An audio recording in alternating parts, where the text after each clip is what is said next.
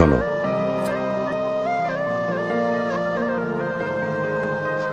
ঐশ্বর্যের চেয়ে দামি সম্পদ বুদ্ধিমত্তা, আর সবচেয়ে বড় দারিদ্র্য হচ্ছে মূর্খতা। নিরর্থক ভয় পাওয়া হচ্ছে সবচেয়ে বড় দুর্বলতা, আর সবচেয়ে অধিক মূল্যবান বিষয় হৃদয়বান হওয়া। শোনো, বোকার সাথে বন্ধুত্ব করতে যাবে না, সে তোমার উপকার করার চাইতে ক্ষতি করবে বেশি। কৃপণের সাথেও কখনো বন্ধুত্ব করবে না, কারণ সে তোমার বিপদের দিনে পাশে না থেকে নিজেকে গুটিয়ে নেবে। সাবধান,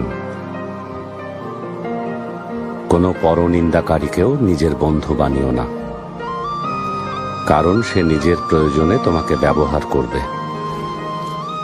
আর সেই সাথে মিথ্যাবাদীর সাথেও কখনো বন্ধুত্ব গড়ে তুলবে না,